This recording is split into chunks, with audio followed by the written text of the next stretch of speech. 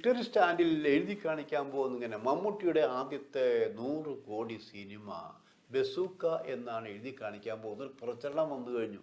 മമ്മൂട്ടി പറഞ്ഞതല്ല കേട്ടോ, വേറെ ആരും പറഞ്ഞതല്ല, ഇവിടുത്തെ സിനിമ കാണുന്ന പ്രേക്ഷകർ പറഞ്ഞതാണ്. അത് അവർ പറഞ്ഞൊരു കാരണങ്ങൾ ചിലതുണ്ട്.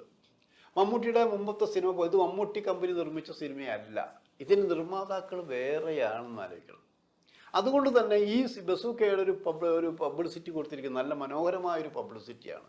മമ്മൂട്ടി കമ്പനിയുടെ പബ്ലിസിറ്റിയാണ്, ഇങ്ങനെയല്ല വരിക എന്ന് ആലോചിക്കണം. പിന്നെന്താ, പിന്നൊരു പബ്ലിസിറ്റി, അത്യാവശ്യം പബ്ലിസിറ്റി എല്ലാവരും കൊടുക്കുന്നുണ്ട്. അപ്പോൾ മുടക്കിയ മുതലടക്കം പലിശ സഹിതം തിരിച്ചു കിട്ടണമെന്ന് പ്രൊഡ്യൂസർമാർക്കും ആഗ്രഹമുണ്ട്.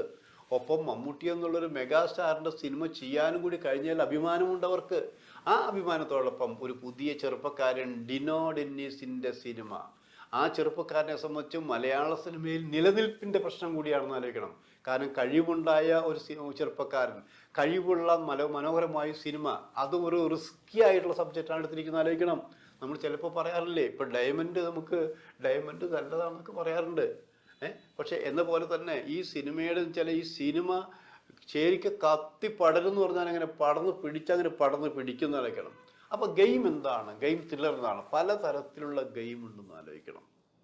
ഏത് ഗെയിമാണ് ഇവിടെ പറയുന്നത്? അതിൽ മമ്മൂട്ടിയുടെ റോൾ എന്താണ്?